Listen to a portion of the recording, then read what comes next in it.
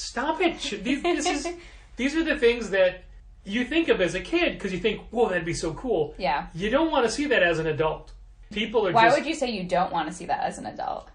Oh, because it's dumb.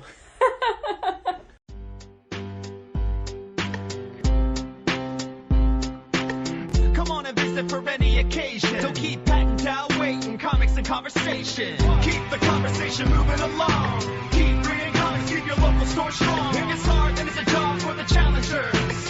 Comics and conversation, y'all. From Challengers Comics and Conversation in Chicago, this is Contest of Challengers, a comics industry business podcast with Patrick Brower. After All New Wolverine, then when Laura went back to being X-23, Marco Tamaki did a series, the X-23 series, that delved a whole bunch into Gabby's past. And there was a really great panel that I screenshotted and had for a while. And I can't remember exactly what, but it was, because she looks like a child. Yeah. And it was her just laying into, very sarcastically, into a guy who was treating her like a child. And it was just a really great mirror of society today. But, I absolutely love Honey Badger. What is her name now? I can't remember. They changed her name. Did they? I thought it was still Honey Badger. No, they made it like Scout.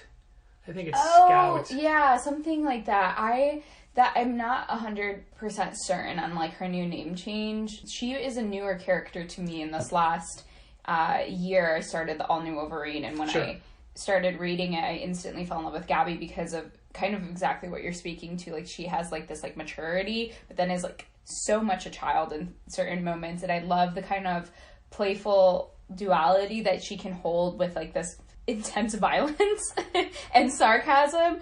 And just the psychological ramifications of not feeling pain. Yeah. It's like if you know your foot is broken but it doesn't hurt, like, what does that do to you? First of all, that'll dull you over time, but also it'll probably make you damage more. This is a bad example to use because they have a healing factor, and that broken foot won't be a problem for all the Wolverines, all the Laura Kinney clones and whatnots. But I don't remember how old Gabby is supposed to have been, regardless of what age her body is. So she's not as fully emotionally developed as Laura. No, she isn't. And I think what I felt was interesting and compelling is that there's this, I think people conflate not feeling pain with not having emotions. And so, like, her not feeling anything internally when that's, like, it's very obvious that she still does in her, engaging moments with like Laura or even Wolverine, and you see that she cares, and she cares about the other clones as well. And I loved that component because you're supposed to, in a way, almost see her as this like really vicious, heartless, unfeeling character, but she has so much depth even aside from those kind of roadblocks almost. And it's the way the writers handle her internal emotions that is when she's the most interesting character. Yeah. A lot of people miss that part of her. And I think that, a lot of what we talk about today, Haley, is going to be me saying, oh my God, have you ever read this? Only because I've been reading comics a little bit longer than you have. A lot longer. A little bit longer. But have you gotten to ever read where X-23 came from?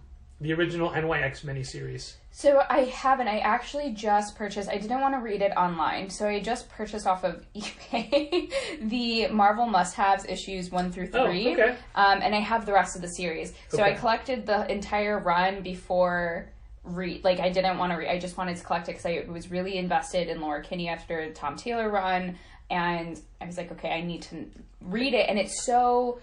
I know I've heard about it and the mature rating on it, and I was really shocked from the tidbits that I do know, I was really shocked to know that was her origin, because it felt so different than any of the Marvel characters in general. Yeah. It was very, cause she's a prostitute. Yeah. Right? And so... I was going to end this with, so don't read it if you haven't.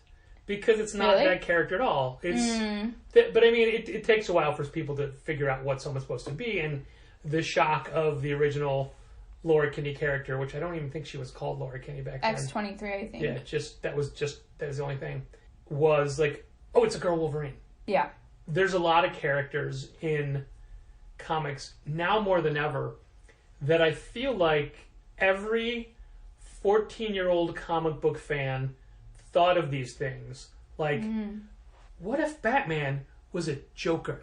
But they're such basic, simplistic ideas, nobody would ever do them until now. What if he's Spider-Man, but he eats people? Yeah. Like, that's Batman Who Laughs, Venom. I mean, they're doing this stuff more and more. What if he was Doomsday, but he had 4 arms? I mean, stop it. These are the things that you think of as a kid because you think, whoa, that'd be so cool. Yeah. You don't want to see that as an adult. So I feel like we're at a time right now where people are Why would you say you don't want to see that as an adult? Oh, because it's dumb. I don't want to see a Batman who's a Joker. Batman should never be a Joker. If he's a Joker, he can't be Batman. So, if he's eating people, he's not Spider-Man anymore. Well, right, so then there are these, like, new characters that they've created. So just to push back on that a little bit, because I do think that kind of freedom, like, creative freedom to, like, get more simplistic and kind of be more playful with it. Like, what if you just tweak this a little bit? How does that totally change the psychology of the character? And how can you just take even a small part of that psychology and then build around it, like a story or a miniseries? Sure, and I think works, some of that stuff can be really interesting, depending on the writer. It takes years to get there. What if there was a girl Wolverine? 15 years later, we get the all-new Wolverine. And so the next was... I didn't realize it was that much older. I hadn't realized that's when it was published. So I want to say like 2005, 2006. Okay, yeah. Yeah, I'm really curious to dig into it, if even for nothing else. To it's NYX because it's NYX. New York X-Men, but not X-Men, but X-related. Yeah, Love not that. to be confused with the current Scout or Grimm Fairy Tales Comics NYX. NYX. So anyway, as you may have noticed, Dal's not here again this week, and I am honored to be talking to Haley, known on the internet as Shy Comic Girl, and this is reciprocal because Haley was kind enough to interview me on her social media, and I said, great, now we're going to talk to you one time. Yes. And one of the things, and I'm going to make it uncomfortable, but I don't care. One of the things that I love about Haley is that she's so energetic. I feel like when I'm talking about you, I should look at the phone. So like I'm talking to the listener over here, I'm talking to you over here. Haley is so energetic and so willing to be just completely immersed into comics. And you've been reading comics for how long? So I've been reading comics like in a kind of very immersed way for about a year and a half. Yeah. I was very dip my toes in, dip my toes out, kind of through college. And when I was a kid, I read comics pretty consistently, but it was whatever I could get my hands on at like this antique shop by my house. Okay. They're kind of run down, maybe pages were saying they're like 50 cents or $1. Sure. Pink Panther, Sad Sack and SARS. Look, like, I mean, those were the those ones. are amazing discoveries you get to have, and the people that have those stories, the people that just find things in thrift stores or used bookstores or spinner racks in sports cards, those are great. I mean, there weren't comic book stores when I was a kid, and for people that are finding comics outside of comic stores today, but getting to comic stores, that's the best. Oh, it's so amazing to also live in Chicago, and like your store, there's so many stores in Chicago that like facilitate, just the discovery of comics for people. And so it's so, I feel like you could go to any neighborhood and just really have an opportunity in some ways. The thing I love about Chicago comic book stores is that they're all so different. Yes. They all have a niche. They all do a thing. They all have what they're known for. And the people that shop at most comic stores are ride or die. So like, no, this is my store forever. And I've never understood that because let's go to all of them. You are not that person. But there's literally we try to do a lot of events, and we'll have like, we'll go through a lot of effort to get a specific creator to a store, and then we'll post about it, and then somebody from, let's say, the store closest to you a customer there will be like, oh, why don't you come to this store instead? No, why don't you come here for the event? Yeah. I mean, if you're a fan of that person, you can't... Brand loyalty doesn't apply when it's an event, I don't think. I don't know. I completely agree. And I think, you know, Chicago is... I feel like in terms of, like, the city, it's not like you... It's very accessible. So it's like if I'm over all the way on the north side, so to come over to where Challengers is, it's still, like, easy to get to and, you know... to make that effort for an artist. It takes some time in traffic and no, this is true. Like you guys had just had Wes Craig, yeah. and that was such an amazing opportunity. But I also feel like in general that's something that is a niche to you guys, because I don't often see artists doing signings or doing events at any other comic shop in Chicago. And that's not to say that they don't happen, because I know that for some comic shops they do, but I think with the frequency and the high profile artists and writers that you bring here, it's just not the same. We're at a point now where we're very spoiled to the fact that creators will seek us out and say, hey, I'm going to be in Chicago, can I come to your store? That is so phenomenal. And that is huge. And it's to my regret that I have still yet to meet Wes Craig, because I was at the Lunar Trade Show the day of the signing, and then when I went to his table at C2E2, he wasn't there. No. And I was only there Friday, so I couldn't go back. So I still never met him. Oh, don't let me forget, we have a book for you. Yes. Yeah. So we're at a point where people will, and as far as signings go, we'll let anybody sign. Mm-hmm. It's fine. But sometimes certain creators may be asking for a little bit more than we're willing to give. Yeah. And what I mean by that is that the majority of our signings don't make money.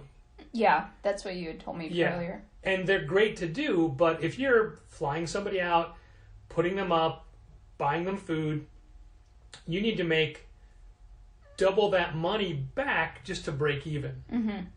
Because of the way, you know, percentages and markups work. And that almost never happens. So we really need to pick and choose who we're going to pay for.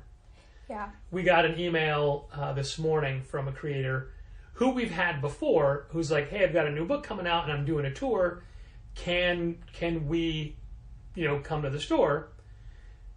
But the price tag attached to it is a thing that it's like, we would never make that money back. Yeah. So the question we have to answer is, what are we willing to spend for, not the vanity or the bragging rights, but it's just a community building. That's what I see it as. You have to, with any event, there is always the question of like, what is the goal of it? Is it to make sales? And if you already know that that's just like not possible, then maybe the goal is for community engagement and building and sustaining community around the store with the comic book artist or writer community, and that has value in and of itself that just doesn't necessarily translate to monetary gain in the same way, or at least maybe not on the onset, right? Sure.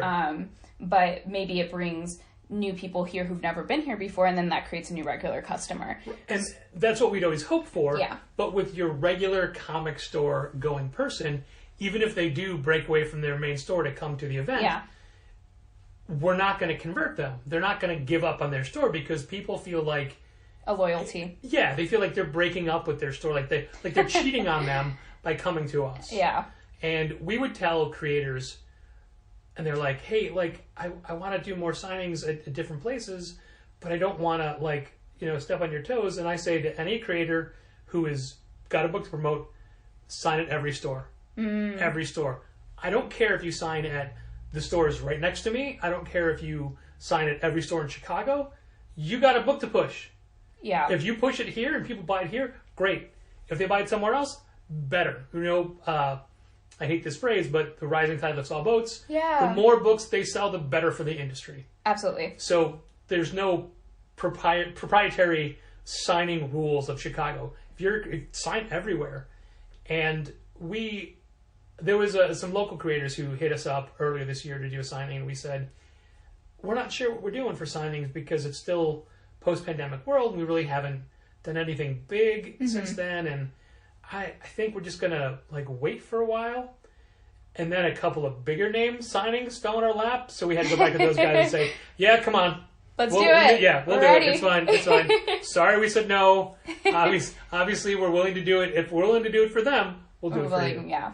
And I was trying to work on a program over the summer where we're going to call it Local Spotlight Saturday, where anybody could come. They could reserve the day, and just show up and set up like a convention booth and just sell on Saturdays. Saturdays are pretty busy days here to do that. And I was...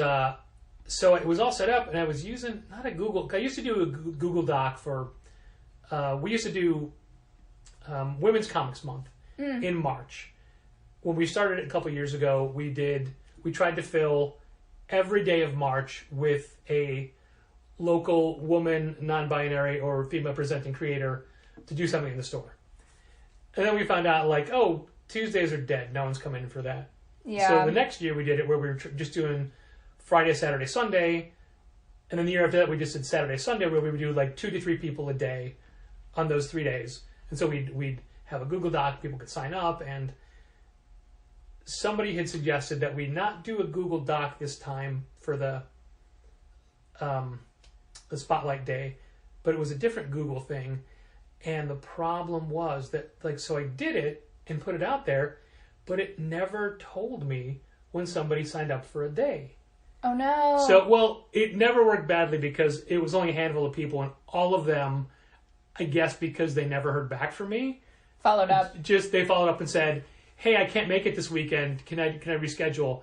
And I'm like, "Yeah, sure." I'm like, "I have You're no like, idea." absolutely. Yeah. What Like, weekend? I never told anybody that. It's like I didn't know this was a thing, but literally, I still go back into that link, and it never sent me a notification for, and it was multiple people, so it's like, man, that would have been bad. Absolutely. If somebody just showed up and like, oh, let me get a table. But I love these initiatives, and I love the thoughtfulness behind it too, and this consistent attention to trying to highlight big and, you know, not so big artists and creators in the industry, and then especially local people too, because I think, you know, introducing people to the community in itself, I think it's really hard to suss out, you know, where are my people at? And so being able to go to an event and then, you know, see other people who are going up to that creator, meeting that creator, just being in the store, you get to get a sense of, you know, these are maybe where my people are at, and this is like who I can connect with. Sure. And I think that is really special. It's just such a delight to see people that we had done small signings with now have bigger roles and bigger projects, and we never take credit for it because it was going to happen anyway. Like, talent will rise, you know? But it's good to say, like, we used to have that. We had Raina Telgemeier here twice to horrible turnouts. Like 6 or 7 people, and then maybe 8 or 9 people. Now she's the best-selling graphic novelist in the country, and when she comes to Chicago, they have to rent out, like, auditoriums for her. What is she writing? She did all these YA books, Smile, Drama. Oh my Ghosts. goodness, Yeah. my brother loves all of those books. Yeah. Yes. And we've had her here twice. Wow. And nobody cared, and now she's so big. We can't, like, we would never be able to facilitate that in the space. Yeah, I completely hear that. That's crazy. We have creators who now are so big that we can't get them to answer an email or whatever. Yeah. And fine. I mean, we want everyone to do great. Yeah. But yeah, we do, community involvement was always, community building was always a big point. And when we first started the store, we'd get artist alley tables at Wizard World, not to sell anything, just to promote stuff. Yeah. Just like, hey, we're a new store, we're here, here's flyers, here's coupons. C2E2, we did the first 5 years worth. We made up dollar bills that had Jack Kirby's face on them, and they were good for $1 off any purchase at the store, not the show, at the store. We gave out 2,000 of them and maybe got back 20. So Really? it didn't work. We also found out legally you cannot print fake money actual size. There are rules. It either has to be like a half size down or a half size up. So it either has to be a giant fake bill or a smaller one. I just want to know if anyone out there has then taken those and tried to use them. Because they were printed on green paper. Yeah, there you go. Yeah. Here's my comic book Monopoly money. It did take me a while to get a high enough resolution image of a dollar and then of Jack Kirby's face, and then to, merge it all together. Not only that, it's the stupid attention to detail of little things like that no one cares about, where I had to replace all of like the federal currency or Federal Reserve with Challengers Comics, but in the right font and all that kind of stuff. So details no one will ever pay attention to, but they matter to me. Well, of course. And I guess that's kind of what the store is all about. But I keep talking about the store. We're here to talk about you, Haley. I'm just such a good interviewer. Yeah, I mean, right? So, what do you remember the first comic you got, or an early comic? An early comic. I'm gonna hate that it's gonna be something that came out like 10 years ago. No. I mean, I think the first comic I kind of remember was like the Sad Sack and Sarge, Sure. Pink Panther, Little Lulu. I vividly remember reading Little Lulu in like comic book form. I was telling you a story before we were recording, and a person in that story at one of our Halloween parties came as his wife came as Little Lulu, and he came as her friend. I can't remember his name. Oh, I don't remember names at all. My memory is the worst. The Sluggo, so long ago. The Sluggo to her Nancy, if you will. Yes. But yeah, yes. But yeah. Anyway. So those were there was this, in Wrigleyville, there was this, like, antique kind of nostalgia shop called Yesterday's, and it was very dilapidated. Oh, sure. It was on Belmont, right? Not on Belmont. It was, like, right next to the Taco Bell. Okay. That was diagonal from Wrigleyville. It was, like, this, like, little, like, yellow kind of, like, shack situation. I feel like they might have moved in the last decade. Do they exist still? I don't think they do now, but I think they did, because it wasn't. Maybe I'm thinking of a different store, but it was near that area. But it's called like Yesterday's and Tomorrow's. I think it was maybe. Okay. Anyway, I'm sorry. Please. No. So they had. Let me interrupt you whenever I want. As the man in this interview. No. There was Well, so they had comics there. They had like a bunch of stuff. They had comics, I remember, and I was maybe 7, and my aunt would watch me over summer, and my dad would give me an allowance, like $1 or $2. Sure. And then we would walk over to Yesterday's, and I'd get a comic book almost like every other day, or a handful, because I was getting the ones that were like ripped pages, sure, so they were cheaper. Yeah, falling apart. It was like 50 cents, or for 2 comics. So I was doing that, and so those are the ones I remember. And what's so funny is that I think I hit high school and I was like, oh God, like I don't even want these anymore. My dad still has a short box of like my childhood comics, and there was also Patsy Walker and Archie and Pep, and wow, like we're talking original Patsy Walker, not Hellcat, no, just the Patsy. romance comics. And I loved those, and I feel like that really shaped, like I am a huge, like I love slice of life, romance, movies and stories. And so when I think about some of the like earlier things that I was reading, it was those comics. And as I've gotten older, when I started collecting, I was really drawn to an homage to Patsy Walker cover. And I didn't know that it was an homage to a Patsy Walker cover. It was this Deadpool, I think 75th anniversary for Black Widow. It has Deadpool and Black Widow, and it looks like a vintage romance comic. I scoured the internet. I bought it. It was like one of my first like bigger comic book purchases. Sure. Yeah. Okay. It was like $100. Wow. And I was like, wow, I'm really just. And I was like, why do I just want this so badly? Like it just didn't. I didn't know why. And then I went and saw what the original Patsy Walker that I homaged, and I bought it on the internet as well, because I was like, I need to have the original. Sure. So I go back to my dad's house as I've gotten back into collecting, which happened during the pandemic. And I asked, do you still have that short box? He's like, I do. So he goes down to the basement, he pulls it up, and I'm going through it, and lo and Basement behold... are smart. Keep your books in the basement, not in the attic. Heat rises and will damage the books. Keep them in the cooler basements. Smart dad. Smart, yeah, there you go. Keeping them fresh for me. Just and off the ground, not near a sump pump in case it backs up. Yes, they're not on the ground. They were lifted, but I am going through this box, and the Patsy Walker that Deadpool cover homage that I went and I bought as an adult was sitting in that box. I mean, subconsciously, you must have known that. Exactly. It was resonating with in you. there, Yeah. in the back, in the depths of my mind and subconscious. And I just thought that was so crazy. And another like kind of inclination that I've had during my collecting is I really love the 10-speed bicycle ads on older comics. And I was going through this box, and there was a bunch of them. You mean specifically the stripe across the cover Yes. on the Marvel books? Okay. I am obsessed with those ads. The 10-speed, like, Columbia Racer. Yep. I love those. I don't know why, and now I think I know why, is because when I was younger, it's hitting a nostalgia point for me in some way that I just didn't recognize. So when I was going through this box, I had, like, older She-Hulks and some other Marvel comics that had it, and I was just really blown away by... I think there's so many things in our childhood really like stick with us, even if we know it or not. And I feel like through my comic collecting, I'm really seeing that. Like in the first ways that the things that I'm gravitating towards are some of the first comics that I've ever picked up in my life. I think that is a standard comic fan trait that you are always drawn to or have the most reverence for the books you first read as a kid.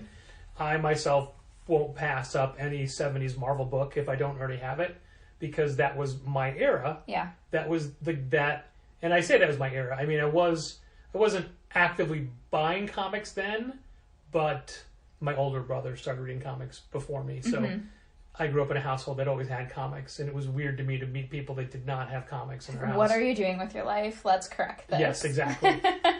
So, like, just seeing, and I, like, a lot of the things I remember, I'm like, God, I love the 70s book. You go back, like, that's actually 1980.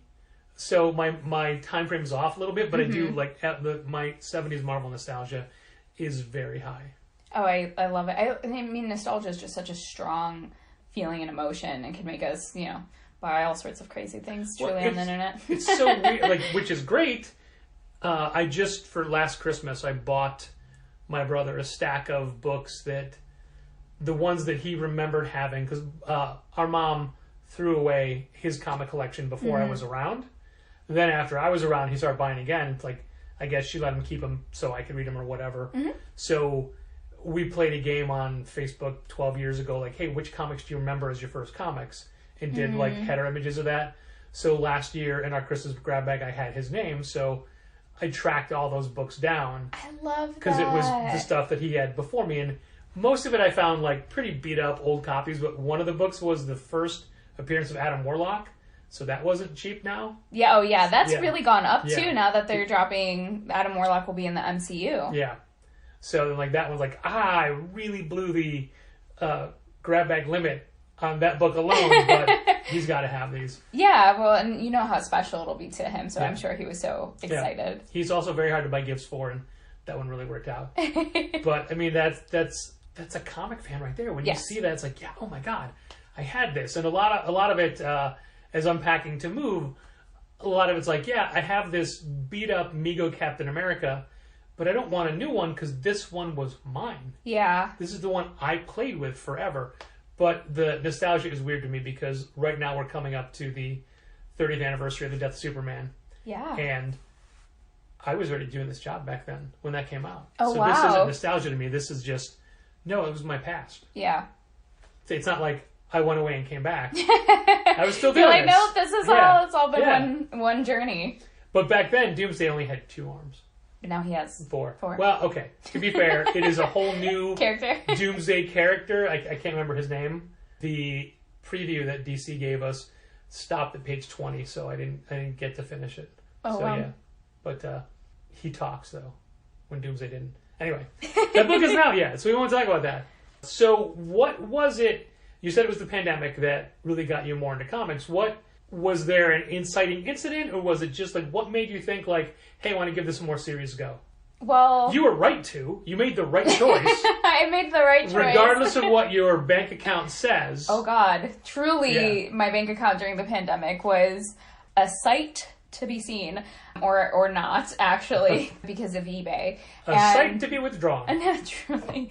So I had, up until that point, outside of the like Marvel comics I had read when I was really young, I'd actually only been reading indie comics through college. I had read the Manhattan Projects, and not all of them. I think I read the first trade volume, and I really enjoyed it.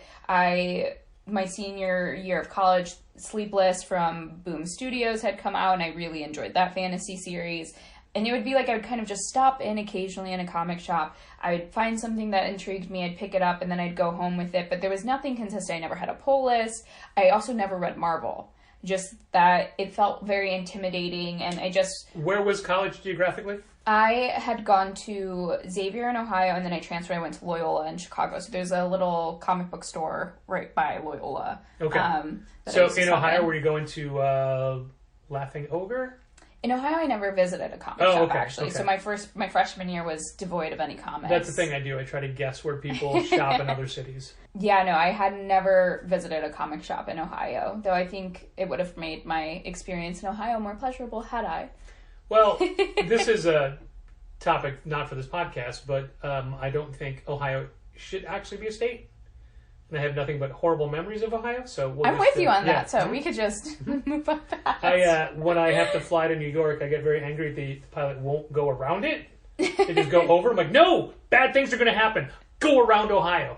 They never listen to me. Incredibly superstitious. And threaten to stop the plane, which I don't want them to do, especially in Ohio. Yeah. But anyway, so Loyola. So Loyola, and so then during the pandemic, Disney Plus, was a thing, and so I decided to give the Marvel films a go. Like, so I had never seen them at that point. I had seen like Iron Man. Okay. My cousins were actually really into the MCU movies, and I used to make fun of them. So, joke's on me. Now, I know so much more than they do. It's actually hilarious. Like, I'm just such an annoying person. I'm like...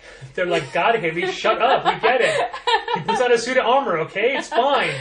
I'm like, do you know how all of this connect? And they're just like, okay, we get it. You're really in it. But that's like how they used to sound when I knew nothing. And so I remember being at their house and watching Endgame. Okay. And I had no idea what was going on because I hadn't really watched any of the films. Sure. I think I very casually had watched Doctor Strange, but again was very disconnected from the Marvel Cinematic Universe. But I will say I did still cry in Endgame. I was very emotional. Of course, you're not a monster. I had no idea what was going on. You got a heart in your chest. Of course you cried.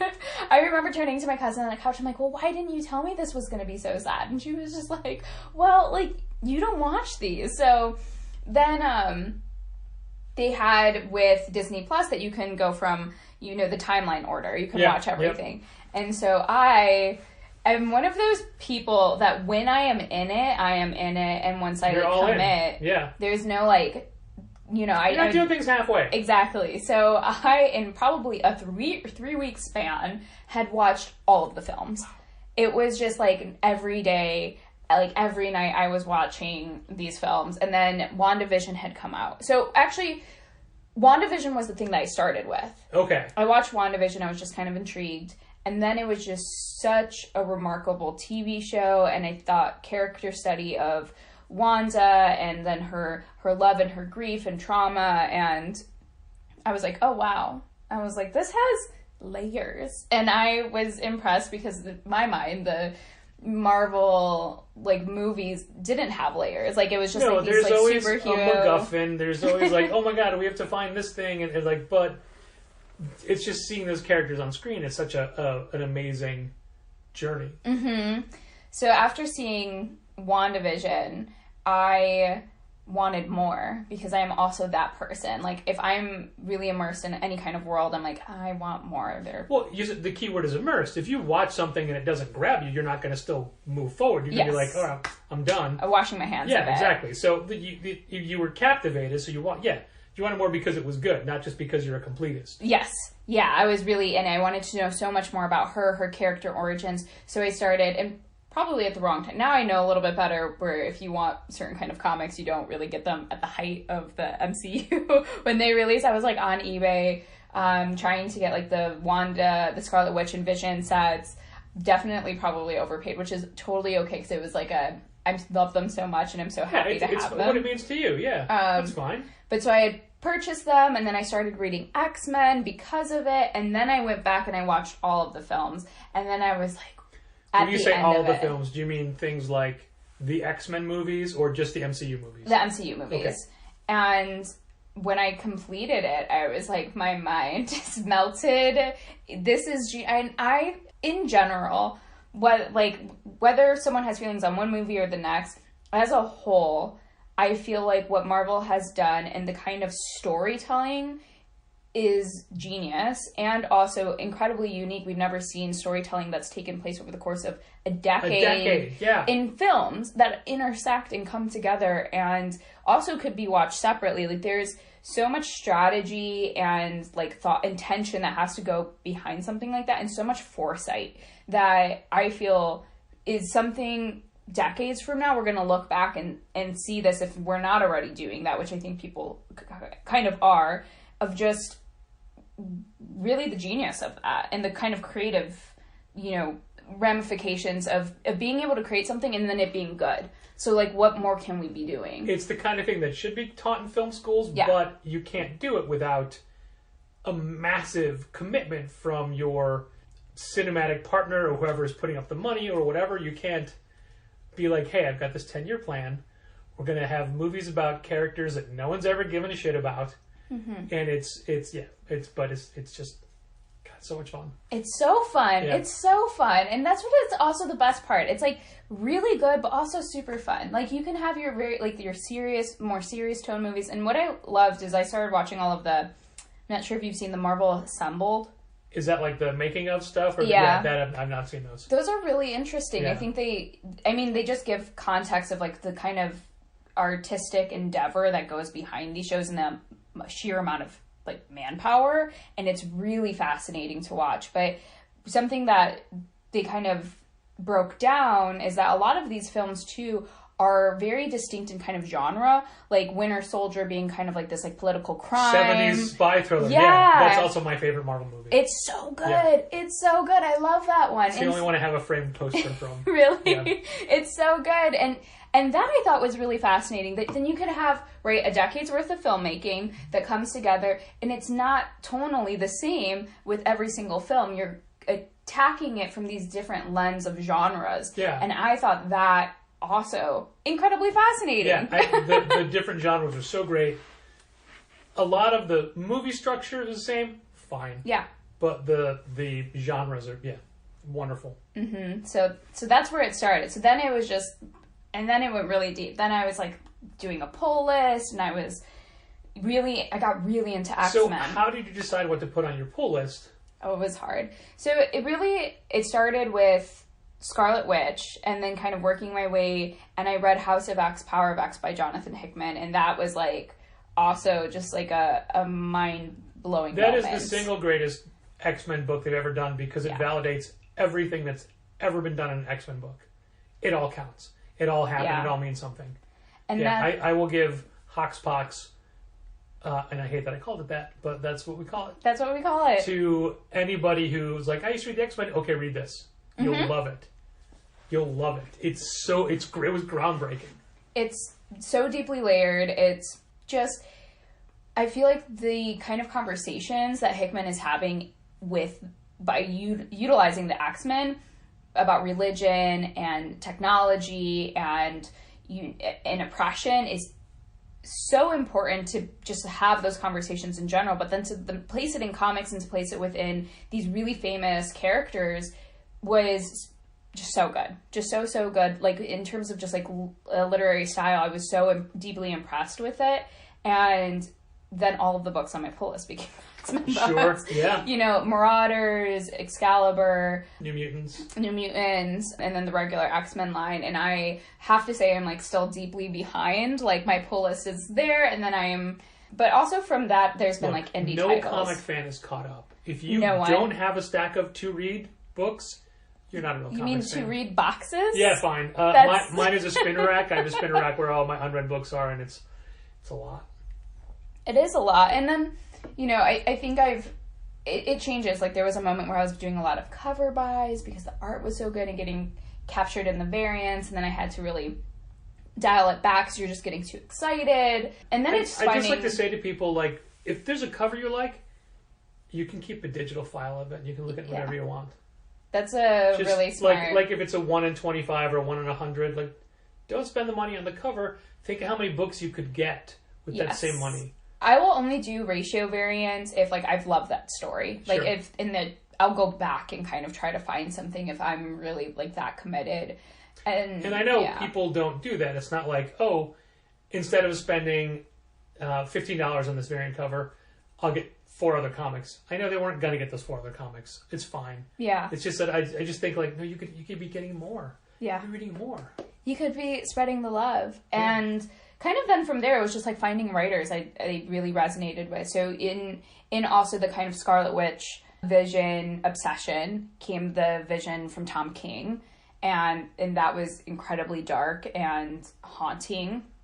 You probably get asked this question most of all. Have you read fill in the blank? Mm-hmm. Because people are just so excited to share the things they love. But of course, the James Robinson Scarlet Witch miniseries. Yes. Okay.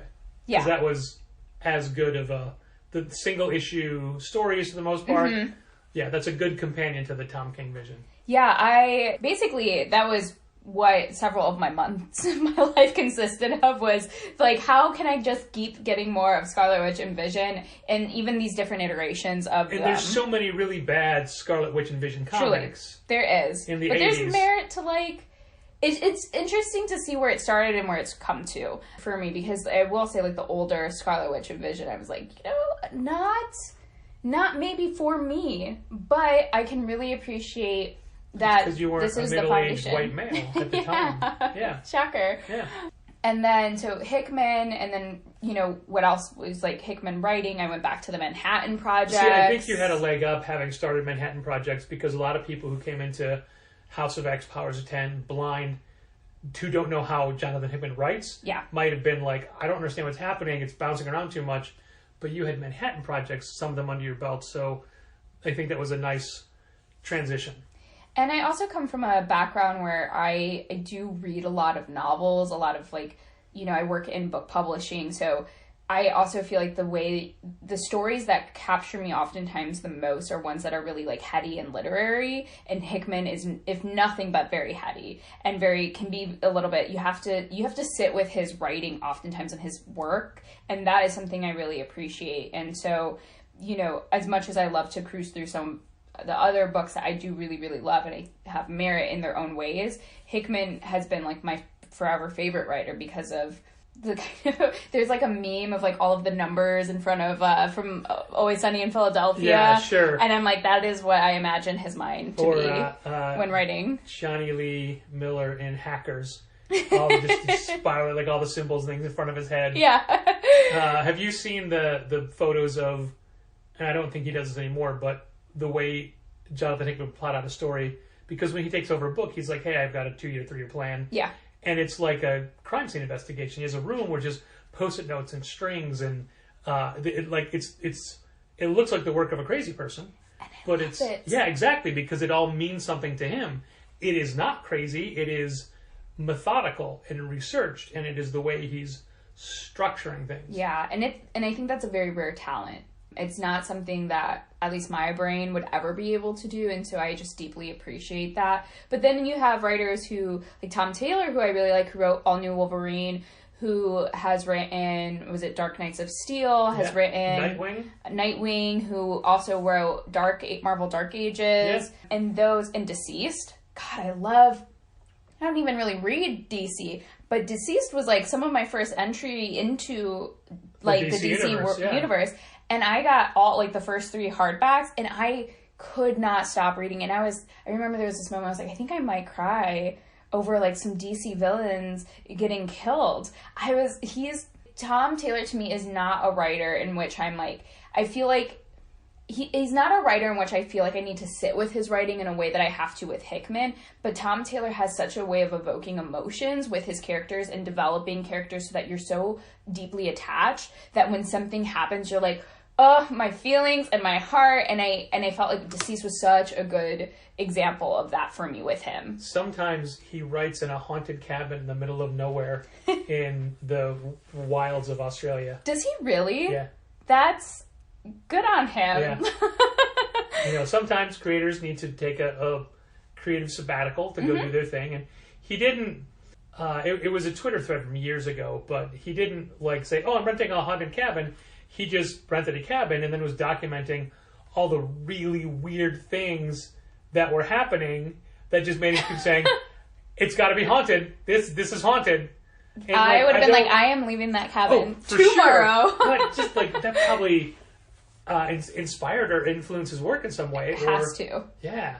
I would be shocked if he walked away and he was like, absolutely nothing came from that. Nope, hated it. Boring. But yeah, I love Tom Taylor as well. And so yeah, I feel like the pull list is ever changing and ever growing, and it's a very Marvel heavy, though I want to incorporate more indies. I kind of bounce back and forth where it's okay, sure. I've had my fill of Marvel characters, and now I'm trying to read indies. I've really like Department of Truth. I'm not caught up with the series, but that's something I've been enjoying. See, I respect someone who constantly tweaks their list.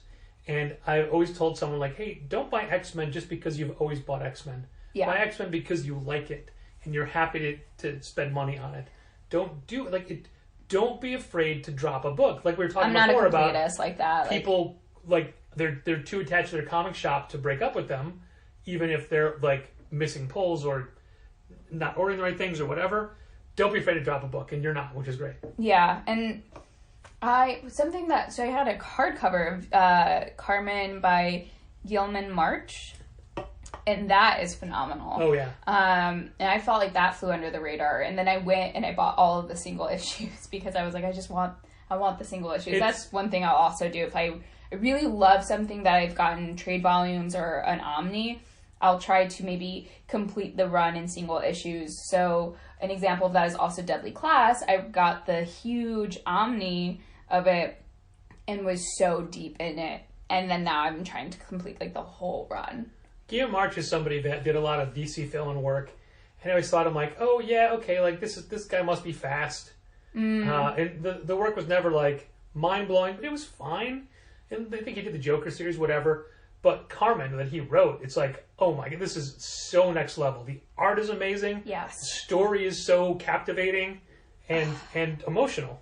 It is incredibly emotional. So something that really hit me and resonated with me, and just for listeners, for some content warning of what I'm about to talk about, some just suicide and self-harm in case you want to skip over this part. But there is in the beginning a character who she's self-harm, and then the character comes in who's the skeleton woman, and you kind of are unsure. You're not really placed in the reality of it. You're still kind of waiting your way through it as a reader. But what I felt was such a beautiful panel to panel is that this woman is sitting on a toilet and her wrists are bleeding and she's crying, and then she comes up to her, the skeleton woman, and wraps her wrist so that she can't actually see that she's harmed herself anymore, that she's protected her from that sight, and then takes her on this journey. And as they're walking out of the bathroom, you can't, and a little bit of a spoiler, but it's in the beginning pages, they're walking out of the bathroom, and the woman who's basically committed suicide at this point looks back and cannot see her body, cannot see the harm that she's done, but you can, as a reader, actually see that her body. We know what's happening. We know what's happened. And I felt that those panels, to me, as someone who has known people who have both, have passed from suicide and have self-harmed, felt such a compassionate way of telling those scenes, because there is so much shame around those actions and those moments, and so it was so much deep sadness.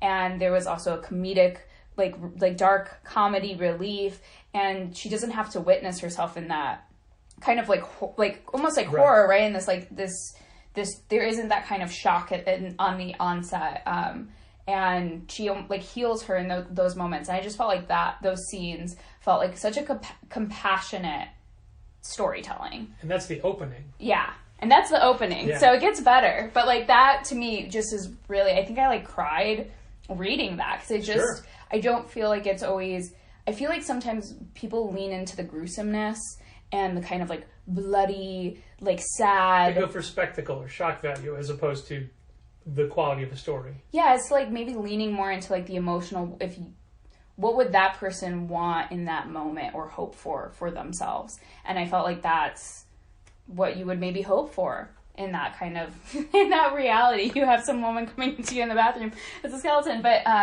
yeah, so I just... Who doesn't want that? Exactly. So that's... I really, really, really love that story. And I really loved... I felt like that was one of the best openings in comics that I've read. Because it just emotionally hit for me. Yeah, Carmen was on our front table for a while because of how good it is. So you should go read it if those topics are not too triggering for you. And also, it's just a solid done in one. There's one book. Mm-hmm. It's a hardcover, but it deserves to be a hardcover. There's a publisher named Ablaze who, when somebody, especially a European artist, hits it big with a big idea or something that's selling well, they pay for the rights for all their early work and put it out. So then immediately they're like, hey, here's Guillaume March's Laura. Mm-hmm. Which was the first thing he did. Which is not always the best no, at it's all. Not. Or Marco Cicchetto, who's drawing Daredevil right now, who's just a phenomenal artist. Like, here's Marco Cicchetto's Life Zero. Yeah, from like 20 years ago. Like, it's you're trading on name value, but it's not the same. I think not the only thing, but something that is then maybe ever useful about that kind of publishing is then as... maybe readers who are really enjoying those creators get to see how far they've come, how far they've grown, and then can like kind of analyze that in a way of like, and I think that shows also optimism of someone who's maybe starting out. It's like you can, like your kind of work can really develop over years, and it will develop. Is it or Behemoth that published Animal Castle? Yeah, it's Ablaze. Yeah, Ablaze. Yeah. I am obsessed. I'm deeply... It was really good. And I'll be obsessed honest, with Animal Castle. We don't order a lot of Blaze books, but something about this one, it's like, yeah, we'll give it a try. But honest to God, it felt like, Stray Dogs did pretty well. This is their attempt at a Stray Dogs book. But it's not. No, I was completely wrong. At all. People completely were like, oh, if you like Stray Dogs. I was like, absolutely not. If you, maybe, I don't know, it's good on its own. So if you like, if you like animals that can talk to each other, that's the only similarity. Like, it's so absolutely different. And I love Stray Dogs as well. Stray Dogs is great. But these are completely different things. Animal Castle is, like, deeply political. And the art with that kind of, like, political tone is... it's just so good because it has this like whimsical Disney-like quality, and then you're kind of getting lulled in, and then it's just violence. Yeah, and then you're hit with these political topics or just the caste system that they have. It's like, well, okay, yeah, this is... The writing is so good. Yeah. Everything about that series so far has been like perfection for me. It's one of my favorite series. There's more coming out next year, I believe. Mm-hmm. Yeah. I am. Yeah. Okay, so we can go back and forth about books that we love for hours. But I want to talk more about your social media presence. Yeah. Because you have turned your fandom into an entire... I can't think of the word that I want to use, but you are so encouraging to everybody else that you now have this whole... platform? Yeah, sure. Platform is great. Thank you. That reaches a lot of people, that gets other people excited about what they're reading and what you're reading. And I've said to you before that the Challengers reach is people that come into the store, but you are reaching so much further with that. But what made you decide to be like, hey, I'm going to document this journey? Yeah, so it was less about documenting the journey and more about making friends. Like I think as many people felt in the pandemic, incredibly isolated, and I think friendships also shifted in so many ways during the pandemic. Like you were getting closer to certain people, maybe not as close to other people because life was just a lot during those those years, right? And so there was so much of a time where I felt really isolated. But then additionally, none of my friends read comics. So then I was watching a lot of YouTubers. I was on Instagram. I was starting to find women and men as well who were talking about the comics that I really liked, and I, you know, started DMing them. And so I was like, you know, I think I want to start like a Instagram dedicated to comics, because I had my personal Instagram where, you know, it's more based on books, and now it's even more personal, like my travels and things that I do for work. And so I wanted to separate that, because I didn't feel like that was the place that I wanted to communicate like my enthusiasm. Like I really wanted something just really focused on comics, because I was feeling so deeply ingrained in it at that point. And so I started an Instagram, and then I found myself watching a lot of comic book YouTubers. And at that point, I was like, what if, and I was terrified. I was like, I am so scared about putting myself out there and doing a YouTube channel, because I also was like, it feels a little entitled in some ways, like that someone would want to, you know, sit on the computer and watch me talk about comics. But I did it, and then I had posted, and I got a lot of people from the community that supported me, started inviting me on their shows, and then we started doing collaborations. And by collaborations, it's like more of like, hey, you want to read this book together and then talk about it? Sure. And I was like, absolutely. Yes, that's like exactly what I started all of this for. And I met one of my friends, Candace. Candace Barbosa is on Instagram, and she does comics as well. One of my best friends now, and she's in Chicago. She loves comics. She's a graphic designer.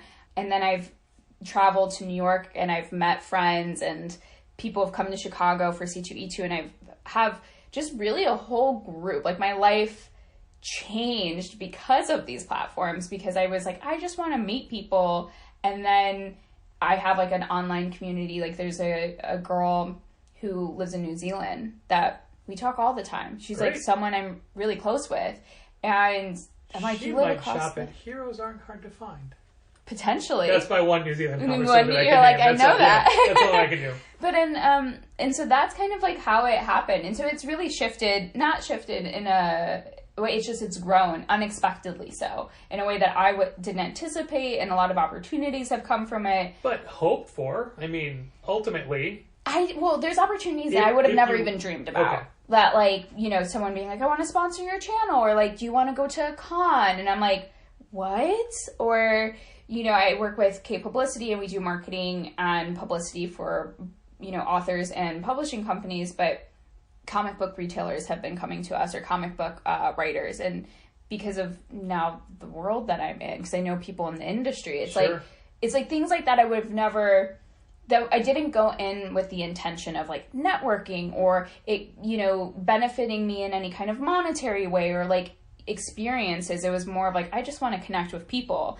And then that happened, and then it grew, and now it's something so much bigger than I could have dreamed for myself, and I'm just kind of riding the wave. Is the best way to put it. Sure. Also, K Publicity was one of our publicists back in the early days of Yeah. Challengers, so a little connection there. Which was so serendipitous, because like I had no idea, because I wasn't working at K Publicity, and then Dana K, the founder of K Publicity, I started doing the comic book, you know, channels, and I worked up the courage to kind of like let people know in my company. And so I was like, you know, a little shy about it at first, and she was like, oh, we repped Challengers. She told me about like you, and she was like, Patrick's so sweet. And I was like, yeah, I'm like, everyone is great. So We just love comics and want everyone else to love comics as Yeah. well. And if new people like comics, it kind of validates us liking them all along. Mm-hmm. But also, there's the whole, I was talking to someone the other day, and it's like, some people just like delivering bad news, because they don't care about the news, but they want you to remember that they told you. Like, hey, this big important thing in your life, I told you about it. Which people don't think that. People don't think, oh man, I heard the Queen died. Well, I'll never forget that this random person on the street told me that.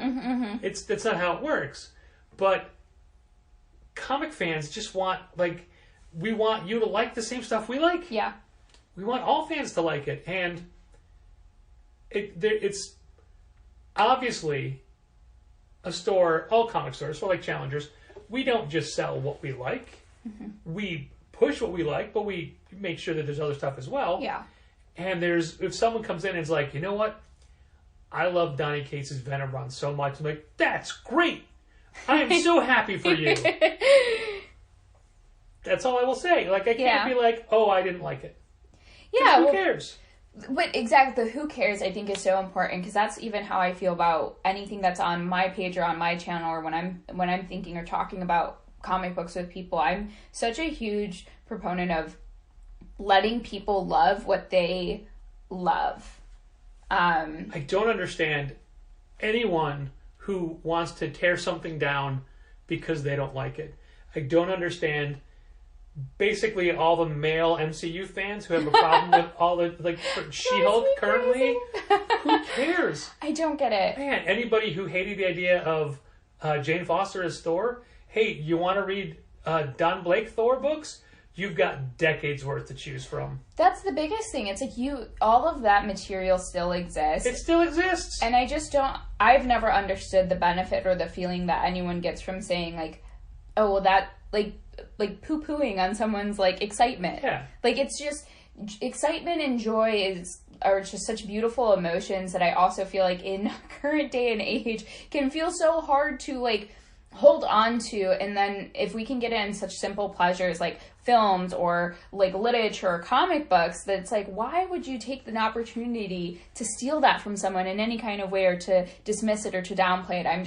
I don't understand it, and I get so avidly frustrated when I see that happening, because I think it also is, for anyone to be on the internet and sharing their kind of enthusiasm for anything is a vulnerable thing. And so, what kind of a monster do you have to be to tear someone else down, especially when you're hiding behind a fake name or a profile or whatever? But I don't get it. Like, let the nerds be nerds. Yeah, in every aspect of life.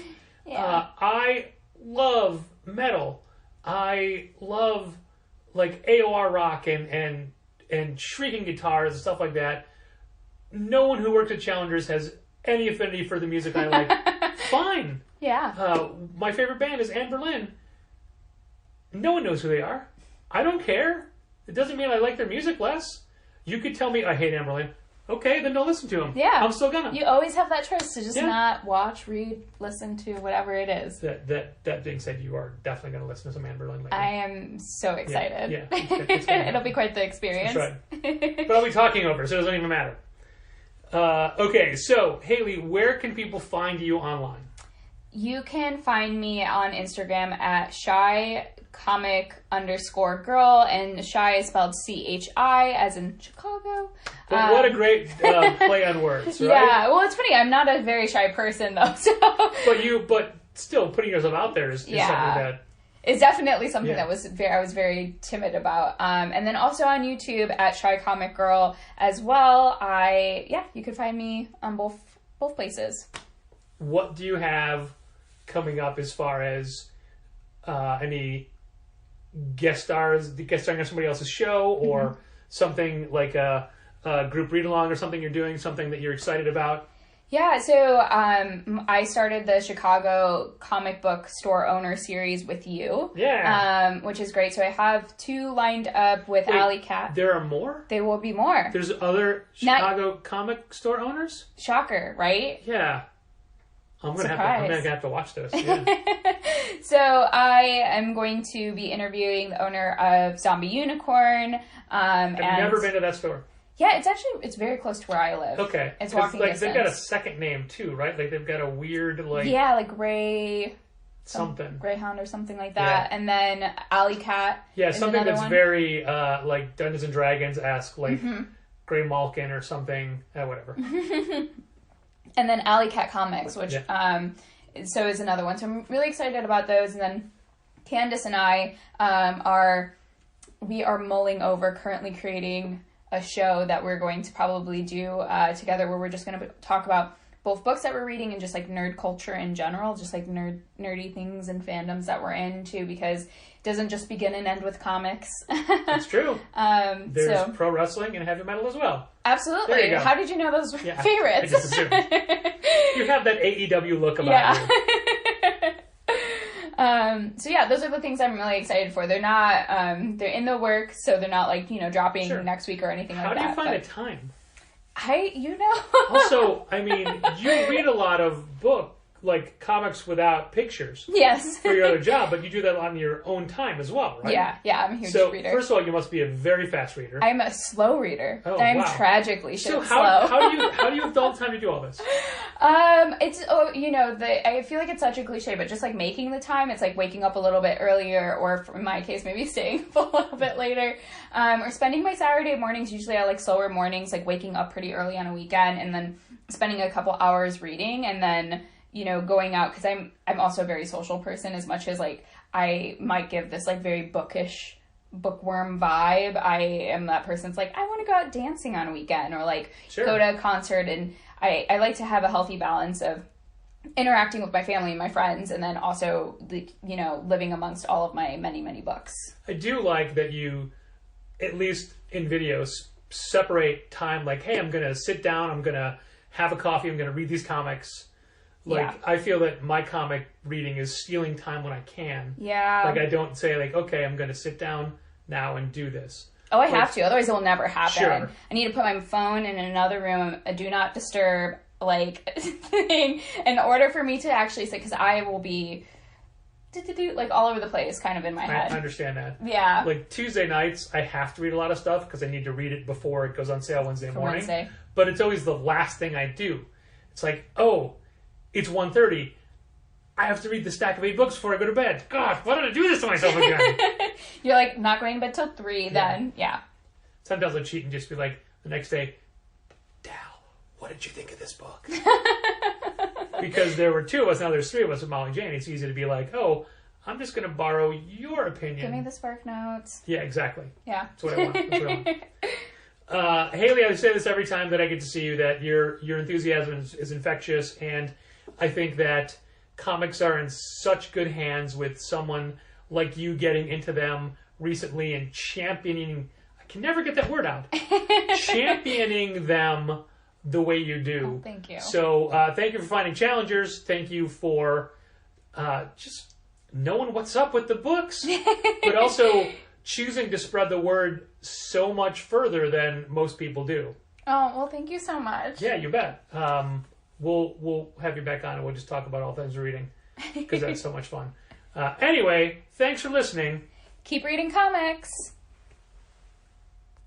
This has been Contest of Challengers. Thanks for listening. Keep reading comics. Challengers is located at 1845 Northwestern Avenue in the Bucktown neighborhood of Chicago. 773-278-0155. Keep up to date with new releases and events at challengerscomics.com. Like Challengers Comics on Facebook, follow @Challengers on Twitter, and help fund this podcast at patreon.com/challengers.